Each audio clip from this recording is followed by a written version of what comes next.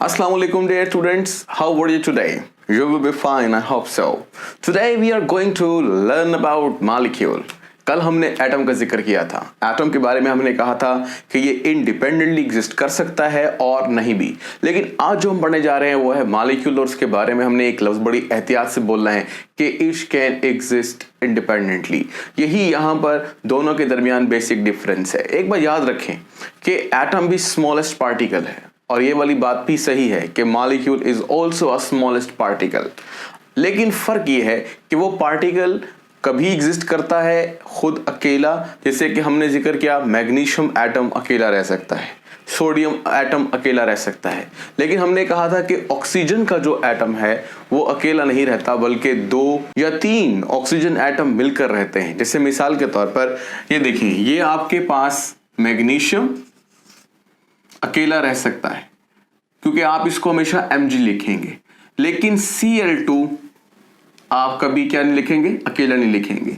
Oxygen जैसे मैंने आपसे कहा कि O2 या O3 की शक्ल में होगा। तो अब आप गौर कर रहे हैं वो क्या कि कभी हमें ऐसा देखने को मिलेगा कि अकेले एटम्स होंगे और कभी ऐसा होगा ग्रुप ऑफ एटम्स होंगे। देखो ये अकेला एटम है Mg, ठीक है ना, लेकिन यहां पर 2 एटम इकट्ठे रहते हैं, यहां पर भी 2 इकट्ठे रह सकते हैं, यहां 3 इकट्ठे रहते हैं। तो बात यहां पर यह है कि जब एटम्स की तादाद बढ़ जाती है और ग्रुप ऑफ एटम का तज़किरा आना शुरू होता है तो हम बोलना शुरू करते हैं कि अब वो अकेला, चूंकि अकेला तो नहीं रहा, 2 एटम मिल गए, 3 मिल गए, ठीक है, ज्यादा भी मिल सकते हैं, जैसे कि S8 सल्फर के बहुत सारे एटम मिलकर रह सकते हैं। तो अब हम इनको बोलना शुरू करते हैं मॉलिक्यूल। क्या शुरू करते हैं? मॉलिक्यूल। और यहां आप कह सकते हो कि ऐसे मॉलिक्यूल हैं जो कि 2 एटम रखते हैं तो डायटोमिक हो गए, अगर 3 एटम रखते हैं तो ट्राइएटॉमिक हो गए, 4 रखते हैं P4 तो आपके पास टेट्राएटॉमिक हो गए, ऑक्टाएटॉमिक हो गए। तो यहां पर मॉलिक्यूल की कई किस्में हैं, यानी आप यूं बोल सकते हैं कि मॉलिक्यूल पॉलीएटॉमिक होते हैं। अच्छा, यहां पर एक बात और भी कीमती है। फॉर एग्जांपल हम बात करें हीलियम की, जो नोबल गैस है, हीलियम नियॉन, कोई भी नोबल गैस तकरीबन ले लें आप, तो आपको कभी भी इसको यूं लिखना He2Na2। तो इसका मतलब ये है कि हमारी अभी की जो बात हुई है उसके अंदर ये एटम्स हैं जी, एटम्स हैं, लेकिन ये कभी भी आपस में रिएक्ट नहीं करते और रिएक्ट कर कर डायटोमिक या ट्राइटोमिक या पॉलीटॉमिक स्टेट में नहीं जाते, लेकिन फिर भी हम इनको मॉलिक्यूल बोलते हैं। तो ये कैसे मॉलिक्यूल हुए? ये बड़े खास मॉलिक्यूल हुए। वो कैसे? वो ऐसे कि जब आप पढ़ते हो, देखो आपने सुना होगा कि molecule of helium, molecule of neons, तो मॉलिक्यूल का लफ्ज इस्तेमाल किया जाता है। तो असल में ये हमारे डेफिनेशन के जो दूसरा हिस्सा है उसके ऊपर पूरा उतरता है। ये दूसरा हिस्सा क्या है मैं पहले बोल चुका हूं, वो है कि कैन एग्जिस्ट इंडिपेंडेंटली। तो स्मॉलेस्ट पार्टिकल ये पहली शर्त है, एंड कैन एग्जिस्ट इंडिपेंडेंटली ये दूसरी शर्त है। तो बात यहां पर यह है कि ये स्मॉलेस्ट पार्टिकल भी हैं किसी गैस के और साथ साथ इंडिपेंडेंटली एग्जिस्ट भी करते हैं, तो इसलिए हम इनको मॉलिक्यूल बोल सकते हैं। बहरहाल ये थोड़ा सा एक एक्सेप्शनल केस भी तस्वर किया जाता है। तो अब हमने क्या सीख लिया? हमने सीखा कि मॉलिक्यूल के बारे में कि नंबर 1 ये स्मॉलेस्ट पार्टिकल है।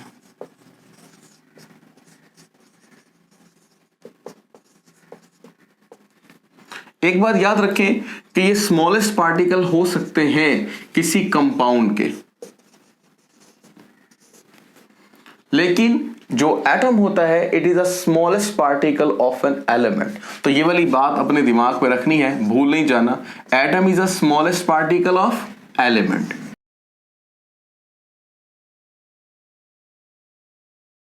जबकि molecule is the smallest particle of compound. तो ये था हमारे पास बाय डेफिनेशन एक मॉलिक्यूल, यानी दोबारा सीख लीजिए। दोबारा हमने क्या बात करनी है? हमने ये कहना है अ smallest particle of a compound is called molecule, a smallest particle of an element is called atom. दोनों में डिफरेंस आ गया। तो एटम की बात तो कल भी हुई, आज मॉलिक्यूल में आगे चल रहे हैं। मॉलिक्यूल हमेशा इंडिपेंडेंटली एग्जिस्ट करेगा। तो आपने यहां पर दूसरी बात लिखनी है, कैन एग्जिस्ट इंडिपेंडेंटली।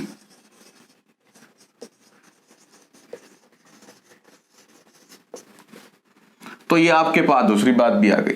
अब दोबारा देखें, जो हमारे पास मॉलिक्यूल है वो ऐसे भी हो सकते हैं, कैसे? जिसके अंदर सिर्फ एक ही एटम हो, तो इसको हम बोलते हैं मोनो एटॉमिक मॉलिक्यूल। तो मोनो एटॉमिक मॉलिक्यूल वो होते हैं जो हीलियम,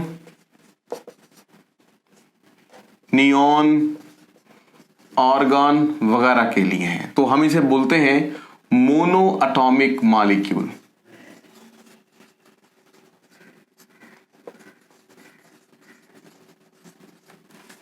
और इसी तरीके से हमारे पास एक और किस्म के मॉलिक्यूल भी हैं जिनको हम बोलते हैं पॉली एटॉमिक मॉलिक्यूल।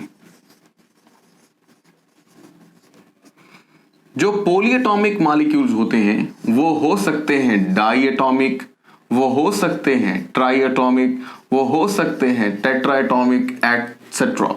अब बात यहां पर यह है कि जब हमने इनका तस्करा किया, डाई एटॉमिक मतलब chlorine, oxygen, triatomic ozone, tetratomic phosphorus, ठीक है, एंड सो ऑन, आगे भी जा सकता है, लेकिन वो कम आपको स्पीशीज इस तरह की मिलेंगी। अब हम बात ये कर लेते हैं कि ये जो हमने लिखा di, tri, tetra, atomic, atomic का लफ्ज आप यूज समझ लीजिए कि एक और टर्म से हमने जोड़ना है, दैट इज कॉल्ड एटॉमिसिटी। अब कहेंगे एटॉमिसिटी क्या होती है? भाई एटॉमिसिटी का मतलब ये होता है कि किसी भी मॉलिक्यूल के अंदर कितने एटम्स मौजूद हैं, यानी number of atoms in molecule is called atomicity.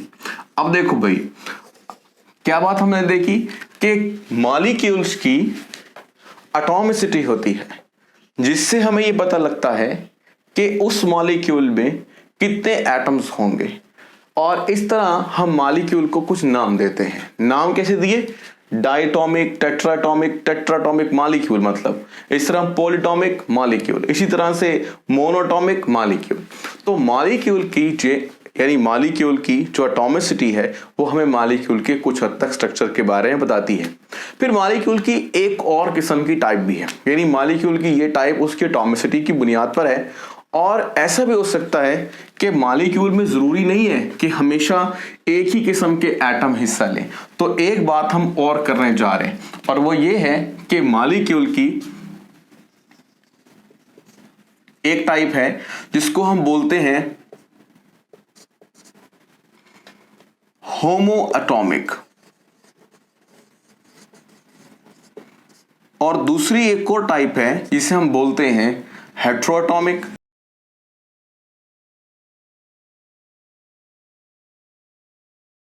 अब आपको बात समझ में आ गई होगी। देखिए भाई, होमो मतलब होता है सेम और हेट्रो मीन्स डिफरेंट। तो जो एग्जांपल मैंने अभी तक कोट की हैं जितनी भी, जैसे कि Cl2, O2, O3, S8, P4, ये जो सब आपके पास हैं ये सारे के सारे होमो एटॉमिक मॉलिक्यूल हैं।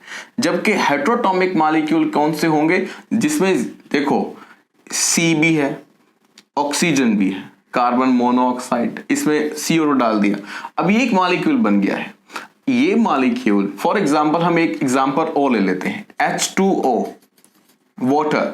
इसमें भी आप देख रहे हैं कि एक से ज्यादा किस्म के एटम्स हैं, यानी हाइड्रोजन, ऑक्सीजन, तो ये कहलाएगा हेट्रोएटॉमिक। ये हेट्रोएटॉमिक मॉलिक्यूल भी है और ये ट्राई एटॉमिक मॉलिक्यूल भी है।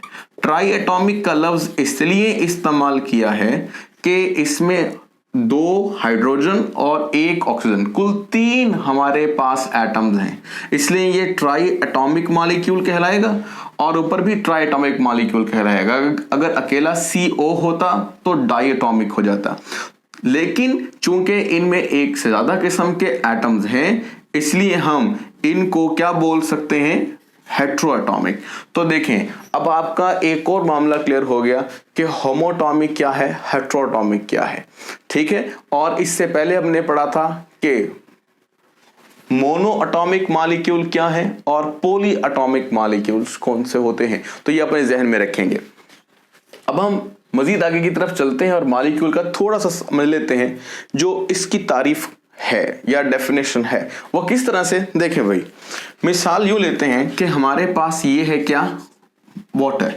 इस वाटर में हमारे पास ये, चले एक ले लेते हैं ग्लास या एक बीकर। ग्लास में आपने पानी भर लिया है। अब यहां पर बड़ी इंपॉर्टेंट चीज आती है, वो क्या, वो ये कि मॉलिक्यूल और कंपाउंड में क्या फर्क है। मैं इसको छोटी सी मिसाल से ही वाजे कर देता हूं और आपको समझ में भी आ जाएगी। जैसे कोई पूछता है कि water, for example it is a water, water क्या है, तो हम बोलते हैं वाटर इज अ कंपाउंड। फिर कभी कभी हम ये भी पढ़ते हैं कि वाटर इज अ मॉलिक्यूल।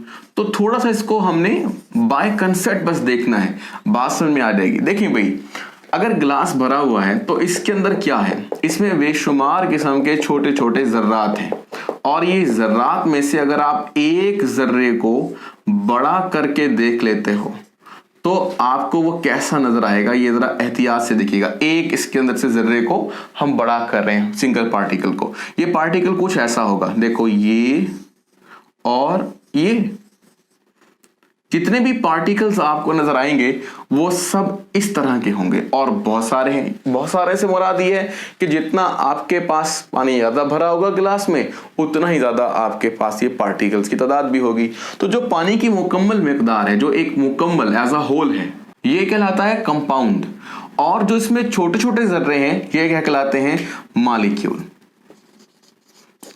और ये ट्राई एटॉमिक मॉलिक्यूल है। तो अब आपको समझ में आ गया, क्या समझ में आया, कि molecule is a smallest particle of a compound, और इस तरीके से आप मॉलिक्यूल को फिर डिफाइन भी कर सकते हैं। तो आपने ये देखा अभी तक जो हमने पढ़ा है उसके अंदर सबसे पहले हमने मॉलिक्यूल को डिफाइन किया है। जो मॉलिक्यूल को हमने डिफाइन किया है इसमें हमने ये कहा है कि it is a smallest particle of a compound and can exist independently, और ये रिएक्शन में भी हिस्सा ले सकता है। ठीक है, can take part in a chemical reaction, अगर चाहें तो ये भी लिख सकते हैं।